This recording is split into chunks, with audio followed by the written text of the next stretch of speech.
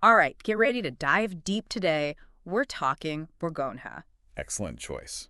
You know, it's fascinating. You sent a whole stack of articles, notes, looks like some maps even about hmm this region. Clearly, you want to go way beyond just the basics here. Yeah, it's more than just a name Right. when it comes to wine. Borgana has, well, it's got centuries of history, Mm. really meticulous traditions, Mm. almost a mystical, I'd say, connection to the land itself. Yeah. And that's what we're going to unpack today. What is it that makes these wines so special? Right. What should you actually look for when you're, faced with a wall of bottles Yeah. labeled Borgonha? Yeah. And hey, maybe we'll even inspire a little trip planning Yeah, a little armchair travel. I like it. along the way. I like it. So one of the articles you sent mentioned Roman ruins. And get this, hints of winemaking Really? dating back to the 1st century AD. Wow. So, I mean, talk about history. Clearly, the Romans were onto something way back then. Well, and I've always loved those little through lines. These are ancient times. But what about the monks? The Cistercian monks, right? Yeah. I know they were huge in the Borgana story, but like, what did they actually do that was so groundbreaking? So it wasn't all just, prayer and meditation for these guys. I mean, they were like masters of efficiency organization. Right. And that really extended to how they approached viticulture. They were meticulously categorizing all these tiny parcels of land. Wow. They called them climates. Okay. And each one had its own little quirks, its own specific features. So they were kind of like the original terroir nerds Totally. in a way. Yeah, exactly. And what blows my mind is that this system that they created, the classification system, it's still used today. I mean, can you imagine that? Yeah. It underpins the way we define Borgana wines. That's incredible. So they weren't just, religious figures. They were really like the original terroir detective. Exactly. They were mapping it all out. And all those practices, too, we hear about pruning techniques. Cook barrel fermentation. I mean, the monks pioneered all that stuff. It all goes back to them. It does. Their approach, their meticulousness, that's what laid the groundwork for the wines we love today. Yeah. And those complex nuances that Borgana is so famous for. Mm-hmm. But of course, we got to talk about major historical events. Oh, yeah. The French Revolution, I mean, that totally shook things up. Huge impact. Totally reshaped how wine was produced. Instead of these massive estates owned by, the aristocracy, Right. you start to see these smaller family-run vineyards popping up. They call them domains. Domains, okay. It's almost like, if you think about it, a precursor to the whole craft movement we see today. That's a great point. It's like, farm to table, but for wine. Exactly. Small batch, focus on quality. Yeah. So, okay, we've thrown around this word a lot. I think it's time to actually define it. What is terroir? Right. Everyone uses it, especially when talking about Bourgogne. It's the buzzword for sure. But what does it actually mean in this context? In Bourgogne, terroir is everything. It's not just a word. It's the soul of the wine. Ooh, I like that. It's this whole interplay between the climate, the soil, and even the human touch. It's what makes every single bottle unique. Okay, so let's break that down. Climate first. All right. So Bourgogne's got what they call a continental climate. Hot summers, cold winters. Right, which we know is ideal for Pinot Noir and Chardonnay. Those are the stars of the show. But I've also heard Bourgogne's climate can be a little unpredictable. What's that all about? Yeah, so while the overall conditions are perfect for those grapes, the weather itself, super fickle. Oh, okay. You can get late frosts, heavy rain in the fall, and all that can really impact the harvest dramatically. So each vintage, it's kind of like a snapshot of that year's craziness. So it's full of little surprises. Exactly. Keeps things interesting. Okay, so we got climate, but what about soil? Right. The foundation. I know Bourgogne has a ton of different soil types. Yeah, it's crazy diverse. How does that play into, like, how the wine actually tastes? So imagine this. You're in the Côte d'Or, right? Okay. Famous slopes, east facing. Mm-hmm. Perfect for catching all that sunshine. For the Pinot, yes. Exactly, for the Pinot Noir. But below the vines, it's like a patchwork quilt of soil types. Okay. You got areas like Chablis and the Côte de Nuit, and their soil is calcareous, meaning tons of limestone. Okay. And that gives you wines with real structure, longevity, the kind that age beautifully. Ah, so those are the ones you put down in the cellar and wait for? Absolutely. Those are for the patient wine lover. But then you've got like the Côte de Beaune. Okay. They've got clay soils. Yeah. And those tend to give you fuller-bodied wines, richer texture. Oh, So the exactly. soil is literally shaping the personality of the wine. And to think, the monks, way back when, they were the ones who figured this all out. Right. It blows my Like, mind. it wasn't enough just to map it. They actually experimented. Yeah, they were out there tasting, comparing, figuring out how these little variations in soil actually impacted what was in the glass. Wow. The original wine geeks. No doubt about it. Mhm. So, when it comes to grapes, there are two that reign supreme in Bourgogne, Oh, absolutely. Pinot Noir and Chardonnay. Yeah, it's almost like saying Bourgogne is synonymous with those two. Right. I mean, they just thrive there. So let's start with Pinot Noir. All right, the heartbreaker grape. What makes it so special? Well, Pinot Noir, it's a fickle grape. It needs just the right conditions. Finicky. Very finicky. But in Bourgogne, it's like it finds its soulmate. Oh, I like that. Yeah, they're made for each other. Yeah. The Côte d'Or, that's Pinot Noir's heartland. And even within that area, Right. you get totally different expressions. Okay. Like in the Côte de Nuit, you get these powerful, structured wines. The ones collectors go crazy for. Ah, yes. Côte de Nuit, home of, the legendary Romane Conti. Exactly, the big guns. Okay, so what about the other side of the Côte d'Or? All right, so you head south to the Côte de Beaune, and the Pinot Noir there, it's like it puts on a tuxedo. Okay. It's all elegant and refined. Interesting. More subtle, less about power, more about finesse, and this beautiful perfume. So it's like two sides of the same coin, but both are equally... Absolute Yeah. beautiful wines, Yeah. each in their own way. Okay, so let's switch to Chardonnay now. Okay, the chameleon grape. It really can be so different depending on where it's grown. Yeah, it takes on the personality of its surroundings. So how does Bourgogne showcase that versatility? Well, Bourgogne Chardonnay, it can go from like lean and mineral Mm-hmm. all the way to rich and buttery. Hmm. And all that within like a pretty small area. Okay. Think about Chablis, for example. Mhm. It's got that unique Kimmeridgian soil full of like ancient seashells, and that gives you this Chardonnay that's just like flinty, mineral-driven. You can almost taste the geology. Totally. It's like a sip of prehistory. Yeah. But then you head south, you want that richer snub. Yeah, oakier one, yeah. You got to go to the Côte de Beaune. Mm-hmm. They've got those clay soils we talked about, perfect for a more opulent style. Okay. Think ripe fruit, toasted nuts, touch of spice. Wow. So two regions, two completely different expressions of Chardonnay. It's wild how much terroir can really shape the grape. Right. It's like nature's magic trick. And then, of course, you can't forget those big names, the Grands Crus. Oh, yeah, the icons. Montrachet, Court and Charlemagne, Meursault. Those are the rock stars, the ones defining, like the pinnacle of Bourgogne Chardonnay. Yeah. And I think, this is a good point to bring up. Bourgogne isn't just about prestige. It's not just about those fancy classifications. It's about the whole experience. Right. It's a lifestyle, a connection to the place and the people. Exactly. And I'm excited to dive into that. Let's talk food. Okay, let's get hungry. Paint us a picture. What are those culinary treasures waiting for us in Bourgogne? So close your eyes.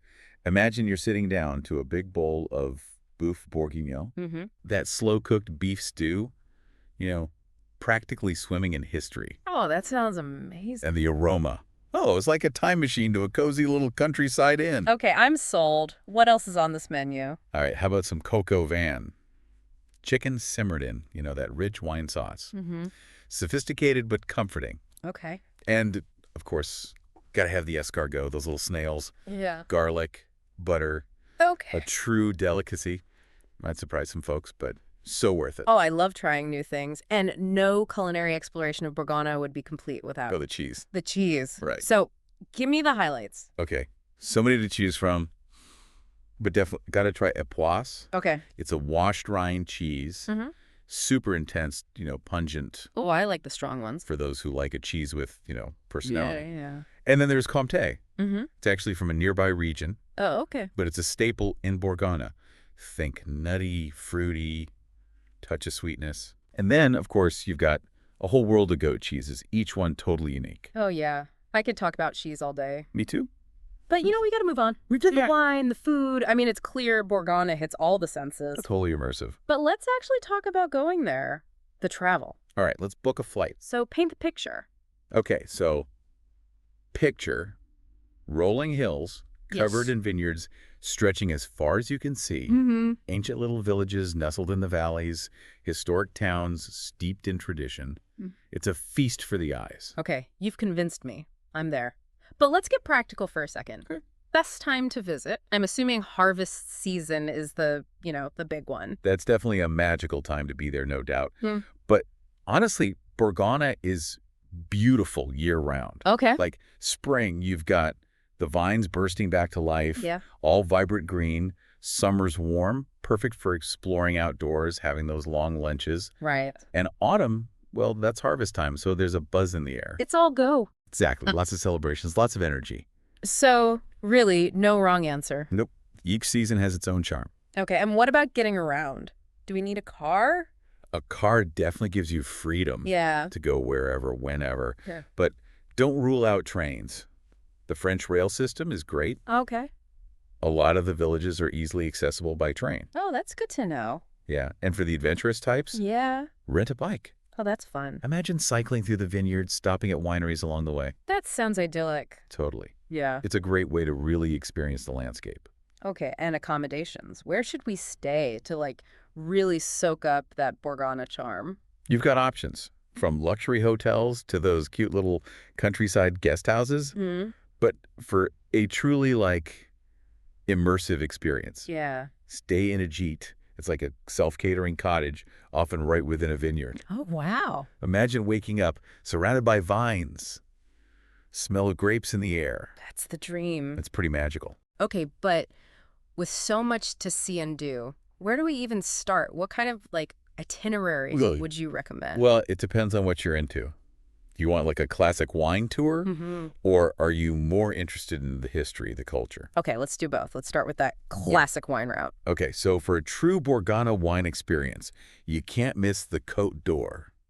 Start in Beaune, Yeah. the heart of it all. Spend a couple of days exploring, soaking up the atmosphere. Visit the Hospices de Beaune. The what? The Hospices de Beaune. It's this old hospital, but the architecture is amazing. It's got this incredible tile roof. Yeah. And they have a famous wine auction there, too. Oh, wow. Yeah, it's a must-see. And, of course, you got to wander through those vineyards. Maybe even do a tasting or two at a prestigious domain. Okay, so that's the Côte d'Or. Right, the heartland. What about venturing out a little further afield? From Beaune, you can easily hop over to the villages of the Côte de Nuit and the Côte de Beaune. Drive through the vineyards, maybe rent bikes, stop at wineries along the way. Yeah. And if you're feeling adventurous, take a hot air balloon ride over the vineyards. Ah, that's amazing. That's a whole different perspective. You see those rolling hills, the patchwork of vines. Mm. It's breathtaking. Okay, I'm adding that to the list. But I also want to explore beyond just the wine. What about the cultural, Right. historical stuff? Okay, so you got to go to Dijon, the historical capital of Bourgogne. Okay. It's got this amazing energy, tons of history. You can wander through the old town, check out the Palais des Ducs and des États de Bourgogne. It's this grand palace with panoramic views of the city. Wow. And, of course, you can't go to Dijon without trying the mustard. Oh, yeah, of course, the Dijon mustard. They even have a mustard museum. Really? Yeah, it's pretty cool. That's fun. Okay, so that's Dijon. What about something a little, off the beaten path? Okay, for the history buffs, Cluny is a cool detour. Yeah. It used to be home to this massive abbey, one of the most powerful in Europe. And the ruins are still there. You can really feel the history in that place. Okay. And if you're more into nature, take a drive through the Morvan Regional Natural Park. Mm-hmm. It's got mountains, forests, lakes, totally different vibe from the vineyards, but beautiful. Wow. This is all so inspiring. But now I want to talk about the people, the winemakers. Yeah, the heart and soul of Bourgogne. Who are some of the standouts, the ones who have really shaped Bourgogne's reputation? Okay, so you've got countless winemakers in Bourgogne, each with their own story, their own approach. Right?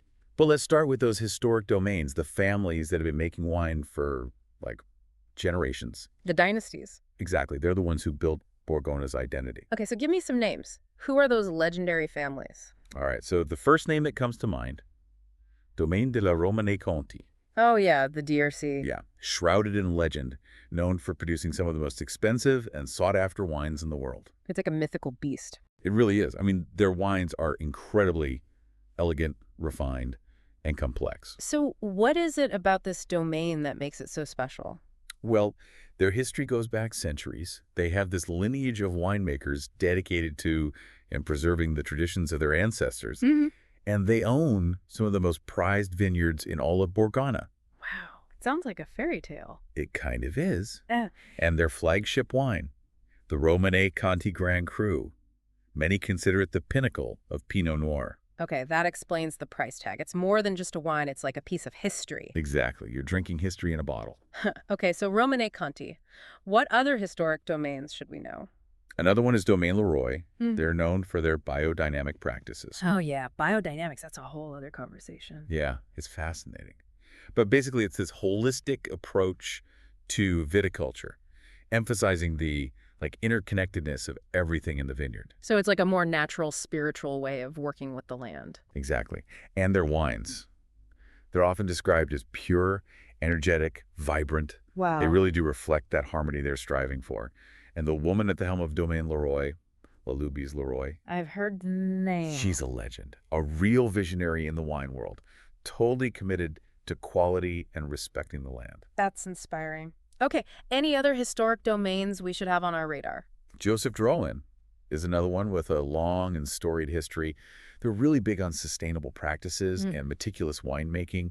They have a bunch of different vineyards, and they produce a wide range of wines that really showcase the diversity of Bourgogne terroir. So from Romanée Conti to Domaine Leroy to Joseph Drouhin, it's clear that these historic domains have really shaped what we think of as Bourgogne today. Absolutely. They've laid the groundwork for the modern Bourgogne. But, there's always a new generation coming up. Oh, yeah, there's a whole wave of young winemakers doing really exciting things. So who are those rising stars? Who's shaking things up in Bourgogne these days? Well, alongside those big historic domains, you've got this new wave of independent vignerons. Okay. They're often working with smaller plots, experimenting with different approaches, and they're really pushing boundaries. I love that. It's like they're honoring the traditions, but also forging their own path. Exactly. It's that mix of old and new that makes Bourgogne so dynamic. Okay, so give me some names. Who are these independent vignerons that are making waves? All right, one to watch is Domaine A&P de Villaine. Okay. It's run by Aubert de Villaine. And that name sounds familiar. He's also the co-owner of Domaine de la Romanée Conti. Wow. Talk about an impressive resume. Right. He brings that wealth of knowledge and experience to his own independent venture. So what makes Domaine A&P de Villaine stand out? They're known for their meticulous approach to viticulture. Mm-hmm. They really focus on terroir expression. Okay. And their wines are incredibly pure, elegant, very sought after by collectors. So they're upholding those Bourgogne traditions while also bringing something new to the table. Yeah, it's a beautiful balance. And honestly, there are just so many talented people working in Bourgogne right now. It's hard to keep track. It's a good problem to have. Yeah, it's an exciting time to be a Bourgogne lover. There's so much discovery happening. This is all fascinating. It's like Bourgogne is this living, breathing tapestry of history, tradition, and innovation. Couldn't have said it better myself. But before we get too lost in the vineyards, we got to understand how these wines actually get to us. Right, the business side of things. So let's talk about the negociants. Okay, the middlemen. They're the ones who buy grapes or finished wines Mhm. from the producers and then sell them under their own label. Exactly. They're a key part of the Bourgogne wine market. So are they like the gatekeepers of Bourgogne? In a way, yes. They control a lot of what gets out into the world. Okay. So how do they impact the wines we actually get to drink? Well, they can range from these big companies Mm-hmm. to smaller, more specialized operations. Some have relationships with tons of growers and producers, while others focus on specific regions or styles. Right. And they bring a lot to the table, Mm. expertise in blending, aging, marketing. They help get those wines to a global audience. Oh, so they play a pretty big role. Then it Uh-huh. sounds kind of complicated. How do they affect the quality and the availability of Bourgogne wines? Well, on the one hand, they can really help promote lesser-known producers, make those rare wines more accessible, Okay. They can also help ensure consistent quality through their blending and aging practices. But on the other hand, some people argue they drive up prices and kind of homogenize the wines. Oh, so it's a double-edged sword. Yeah, there's definitely debate about their role. Okay, well, I think we've laid a great foundation here, but I'm ready to go deeper. Me too. Let's keep exploring. Back to the actual experience of being in Bourgogne. We've done the wine, the people, the business. Now it's time to really immerse ourselves in the place itself. Burgona is calling. I know it's calling my name, but for now, we'll let our listeners digest all this info. Right, gotta savor it. We'll be back for part 2 of our Bourgogne deep dive. And trust me, there's a lot more to uncover. Oh, yeah, we're just getting started. Welcome back to our Bourgogne journey. You know, as we were talking about these incredible wines, these families that have been making them for centuries, Mm. it really makes you think about how Bourgogne got to be this, like, revered wine region. It wasn't always easy, Oh, for right? sure. Imagine going back to the early 1900s. Mm-hmm. Bourgogne was still recovering from phylloxera. That was a devastating With pest no extra, yeah. that just wiped out vineyards all across Europe in the Ah, late 1800s. right, right. Wasn't that like a huge global crisis for wine? It was a turning point for sure. I Yeah. mean, for Bourgogne, it meant replanting, rebuilding, basically rediscovering what their land could do. Wow. So how did they bounce back from something that massive? It was a long road for sure. Lots of innovation, people working together, this real determination to save their winemaking heritage. They started grafting European vines onto American rootstock, which was resistant to phylloxera, and slowly, painstakingly, they rebuilt those vineyards. So it was like a total rebirth of Bourgogne winemaking. Yeah, you could say that. Pretty amazing the resilience they showed and that spirit of trying new things. That's still alive today. Bourgogne winemakers are constantly experimenting, always pushing the boundaries to create those exceptional wines. That's what makes it so fascinating, right? This balance of tradition and innovation. Exactly. They honor the past, but they're not afraid to shake things up a bit. Speaking of shaking things up, you mentioned something earlier about vin nature, natural winemaking. What's that all about? Oh yeah, Vin Nature, that's a movement that's gaining traction in Bourgogne and really all over the world. Okay. It's all about minimal intervention. Basically, letting the grapes and the terroir do their thing with as little interference as possible. So it's like a back to basics approach? Exactly. It's about stripping things back, Mm-hmm. being more natural. Right, right. So you've got organic or biodynamic farming practices, Yeah. avoiding all those synthetic pesticides and herbicides. Mm-hmm. And then in the cellar, they use minimal additives. It's really about capturing the purest expression of the grape and the place it's from. It's like a philosophy almost, a way of thinking about wine. Totally. It's about letting nature take the lead. So what do these natural wines actually taste like? How are they different from like your typical Bourgogne wine? Well, natural wines can be all over the place, honestly. Okay. But generally, they're known for being really fresh, vibrant, and having this purity of fruit. They often have lower alcohol, too, and maybe more rustic, earthy character. So they might not be for everyone, but they're definitely worth checking out if Are- you're are- looking for something different. Yeah. If you want to challenge your ideas about what Bourgogne can be, natural wine is a good place to start. Okay, so natural wines, noted. But now I want to get into those famous names, those appellations that have made Bourgogne, well, Bourgogne. Ah, yes, the Grand's Crust, the Premier Crust, the villages. It's a whole system. It can feel like a maze. It's a lot to navigate, for sure. Can we break it down a little? Like, where do we even begin to understand this whole classification thing? Okay, so let's start with the Côte d'Or. Okay. That's the heartland where most of those prestigious appellations are. Right, right. So remind me, what are the two main areas within the Côte d'Or? You've got the Côte de Nuit up north, known for those powerful Pinot Noirs, Mm-hmm. and then the Côte de Beaune to the south, famous for both elegant Pinot and world-class Chardonnay. Got it. And then within those areas, you have the Grands Crus, Premier Crus, and Village appellations. How does that all work? It's basically a quality pyramid. Okay. At the top, the Grands Crus, the best of the best. These are small, carefully defined vineyard sites, and they have a proven track record of making amazing wines for centuries. So the Grands Crus, those are the rock stars, the most expensive, the ones everyone wants. Yeah, they're the most sought after, the ones that age the longest, the ones that, wine dreams are made of. Names like Romanée Conti, La Tâche, Chambertin, Musigny, those are the legends. Wow. And what about Premier Crus? Where do they fit in? Premier Crus, they're a step down from Grands Crus, but still amazing wines. They're often on slopes that are just as good as the Grands Crus, but maybe they haven't been as consistent over time. So they're like the up-and-comers, the ones with potential. Yeah, exactly. Yeah. And they're a great value, especially if you want to drink them younger. Makes sense. And then you have the village appellations, the ones named after the villages where the grapes are grown. Right.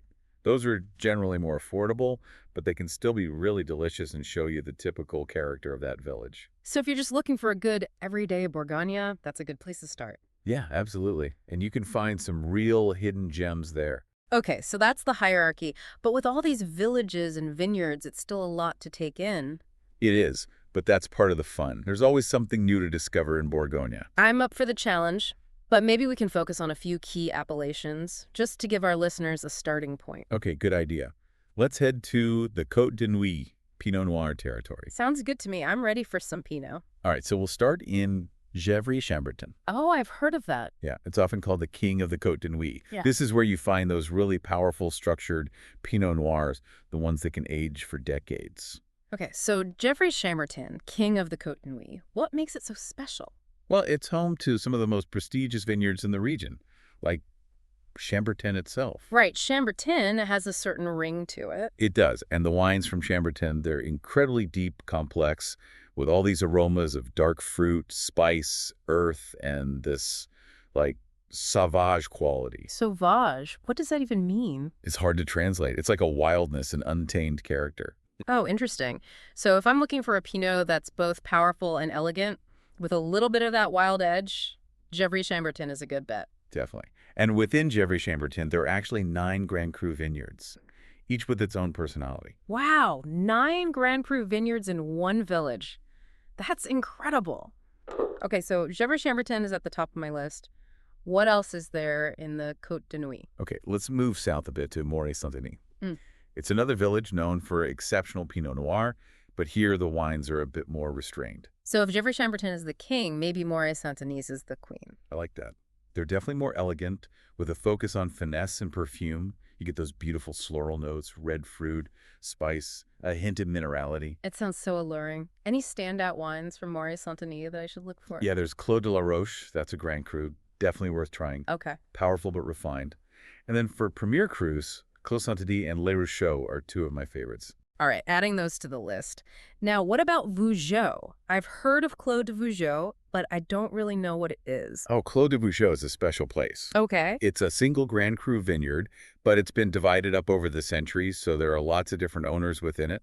So different people make wine from the same vineyard. That's fascinating. Yeah, it's really unique. You can taste all these different expressions of Clos de Vougeot depending on who made it. Oh, that's cool. So what kind of wines can I expect from Clos de Vougeot? They're usually pretty powerful, with firm tannins, lots of black fruit, spice, Yeah. earth.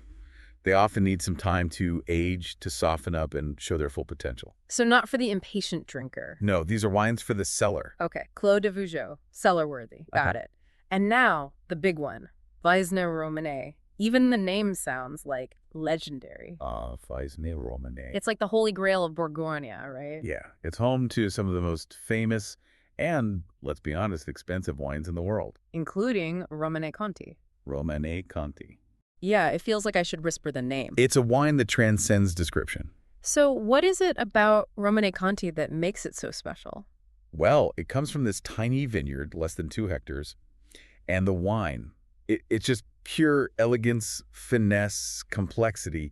It's captivated wine lovers for centuries. It's like the ultimate Pinot Noir. So I can see why people pay a fortune for it. It's more than just a wine. It's like an experience. Exactly. And besides Romanée Conti, Weisner Romanée has a bunch of other iconic Grand Crus too, like La Tâche, Richebourg, La Romanée. If I ever win the lottery, I'm going straight to Weisner Romanée. Good plan. But even if you're not a millionaire, you can still find amazing wines there. Okay, good to know. So Weisner Romanée, both for dreaming and for realistic exploration. Exactly. It's a magical place. Okay, so we've done the Côte de Nuit, the land of Pinot Noir. Now it's time for the Côte de Beaune. All right, Chardonnay time. I'm ready. Where do we start our Chardonnay adventure? Let's go to Meursault. Oh, I've heard of that. Yeah, it's known for those rich, opulent Chardonnays. Okay, so what makes Meursault Chardonnay so special? Think full-bodied, complex, layered. You get aromas of ripe citrus fruit, white flowers, hazelnut, and often a bit of oak. Oh, that sounds delicious. Are they all oaky, though? Not always. It Yeah. depends on the winemaker. Some prefer to use less oak to let the fruit and minerality shine through. Okay. Others go for that richer, buttery style. So there's a Meursault for everyone. And are there any specific Premier Crus or Grands Crus I should look out for? Absolutely. Meursault has some really sought-after Premier Crus and even a few Grands Crus. Okay. Those are the ones that really showcase the best of Meursault terroir. Got it. Meursault added to the list. What other Côte de Beaune villages should we hit up on our Chardonnay quest? Okay, let's move north to Pouligny-Montrachet. Pouligny-Montrachet, I've heard of that too. Yeah, it's right next door to the legendary Montrachet Grand Cru, one of the most famous white wines in the world. Wow, Montrachet. That's a serious name. So what's Pouligny-Montrachet Chardonnay like? They're known for being super elegant, precise, and mineral. Okay. You often get this, steely quality, a real tension between the richness of the fruit and the acidity. Sounds like it would pair perfectly with seafood. Absolutely. Right. They cut through the richness, and they really enhance those delicate flavors. Okay, I'm sold. And what about Montrachet itself? Montrachet. It's a big one. It's a Grand Cru that's shared between Pouligny-Montrachet and its neighbor, Chassagne-Montrachet, and many consider it the ultimate expression of Chardonnay. I think I need to book a trip to Bourgogne ASAP. It's calling your name. It is, but before I go, we gotta talk about the Côte de Beaune Pinot Noir. Oh, yeah, they're special too. So how did they compare to the Côte de Nuit Pinot? They're definitely more about elegance and finesse. They tend to be lighter bodied with softer tannins. You get those lovely floral notes, red fruit, spice. Sounds perfect for a summer evening. Absolutely. They're super charming. So which villages in the Côte de Beaune should I look for when it comes to Pinot? Two standouts are Pomard and Volnay. Oh, okay, I'm taking notes. What are those like? Pomard is known for its structured, intense Pinot Noirs. Some people call them masculine because they have those firm tannins and aromas of black cherry, plum, spice. Okay. And Volnay is kind of the opposite. So feminine. Yeah, you could say that. Yeah. They're more delicate, lighter, with silky tannins and aromas of red fruits, flowers, spice. Fascinating. So two sides of the Pinot coin. Exactly. Both beautiful in their own way. This is all so much to take in. I feel like we've barely scratched the surface. We have a lot more to cover. We haven't even talked about Chablis, the Mâconnais, the Côte Chalonnaise. There's so many hidden gems waiting to be discovered. I'm feeling overwhelmed, but in a good way. It's a good kind of overwhelmed. It is. It's just amazing how much there is to explore in Bourgogne. That's the beauty of it. It's a lifetime of discovery. It really is. But for now, we'll have to pause our journey and let our listeners process all this. Right. Got to give them a chance to catch their breath. Stay tuned for part 3 of our Bourgogne deep dive, where we'll venture beyond the Côte d'Or and discover even more amazing wines. Welcome back to our Bourgogne adventure. I'm ready to see what's beyond the Côte d'Or. Okay, great. So let's start with Chablis, famous for those steely Chardonnays, which are pretty different from the richer styles we find down in the Côte de Beaune. So what gives Chablis that distinct character? Well, it all comes down to terroir, right? Chablis is up north, and it has this very specific soil. Remember those Kimmeridgian soils we talked about? Yeah. Chalky limestone full of fossilized seashells. That's what gives you that flinty mineral taste that Chablis is known for. It's like you can taste the ancient ocean. Right. Pretty cool. Now, remind me about the levels in Chablis. Grand Crus are at the top, of course, but what comes after that? So below the Grand Crus, you have the Premier Crus, still fantastic wines. And then you have the Chablis Village wines. Those are a great intro to the region's style and usually a bit easier on the wallet.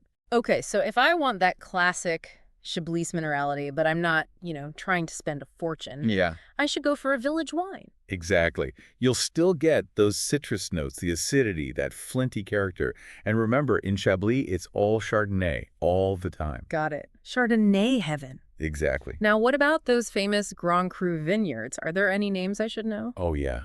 Le Clos, Beaudésir, Blanchot. Those are some of the heavy hitters. Oh, yeah. Those wines can age for decades. They just get more and more complex over time. Okay, I'm adding those to my to-try list, maybe for a very special occasion. For sure. But for now, let's head south to the Mâconnais. Okay. This is where Chardonnay gets a little bit more, how do I say it, friendly? Yeah, you could say that. More approachable? Definitely. The Mâconnais is known for Chardonnays that are more fruit-forward, a little less expensive than Chablis or the Côte d'Or, but still really delicious. Okay, so what should we expect in a Mâconnais Chardonnay? What makes them different? Well, think about ripe orchard fruits. Apples, pears, maybe some white peach. Oh, that sounds nice. You'll still get some citrus, but it's rounder, softer, more generous overall. And they go great with food. I like that. Food-friendly wines? Any villages we should look out for in the Mâconnais? Pouilly-Fuissé is the most famous one. Pouilly-Fuissé, okay. Yeah, their wines tend to have a bit more structure, maybe some nice mineral notes along with that ripe fruit. So pouilly-fuissé for a special dinner and maybe a generic macane Yep, for like a weeknight meal. exactly. Okay, so that brings us to the last region on our list, Mm-hmm. the Côte Chalonnaise. I feel like this is where we find those like hidden gem wines It that is. you were talking about earlier. The Côte Chalonnaise, it's often overlooked, but it's full of fantastic wines at really good prices. Okay, So if you want quality Bourgogne without, breaking the bank, this is the place to look. perfect. So what kind of wines are we talking about here? What's the style in the Côte Chalonnaise? For reds, you've got Pinot Noir, but it's brighter, juicier, Uh, lots of red fruit, maybe a little earthy. And for whites, some really nice Chardonnay, often with a bit of a floral, honeyed character. Interesting. Any specific villages to look out for? Yeah, for Pinot Noir fans, check out Mercury and Givry. And if you like Chardonnay, Rouly and Montagne have some great options. Okay, fantastic. I'm writing all this down. I'm already starting to think about my Bourgogne itinerary. You're going to have an amazing I time. know, I can feel it. But there's so much to see and do. Where do I even begin? Well, the great thing about Bourgogne is that you can really create a trip that suits you. Mhm. History buff, foodie, wine lover, whatever you're into, there's something for you there. Okay, so let's say I have a week. Okay. First time in Bourgogne. What are the must-dos? Well, I'd start in Beaune, the heart of wine country. Okay. Spend a couple of days there, explore the town, soak up the atmosphere, see the Hospices de Beaune, that old hospital with the beautiful architecture, Right, right. and definitely wander through those Côte de Nuit vineyards, maybe even do a tasting at one of those prestigious domains. Okay, what about after the Côte d'Or? Then I'd head up to Chablis, spend a day or two there. You can really experience those unique wines, and the countryside is beautiful, Mm-hmm. and then finish up in Dijon, the historical capital. Dijon? What's that? Oh, it's a vibrant city with a really rich history. Mm-hmm. You can explore the old town, see the Palais des Ducs et des États de Bourgogne, and of course, you got to try the Dijon mustard. Okay, so Beaune, Chablis, Dijon, and of course lots of vineyards in between. Absolutely. You got to visit some wineries, taste the wines. That's part of the whole experience. It is, but how do you choose? There are so many. Do some research. Read up on the different producers, what kind of wines they make, where they're located. Okay. Figure out what you like to drink, what kind of experience you're looking for. Some wineries offer tours. Some have tasting rooms with amazing views. Some even do food pairings or cooking classes. Wow, so much to choose from. It's amazing, right? Any last words of advice for someone who's, just starting to fall in love with Bourgogne? Just go for it. Bourgogne is a place that rewards curiosity. Mm. Try new wines, ask questions, and just get lost in the beauty of it all. Most importantly, savor every sip. Each glass of Bourgogne wine tells a story.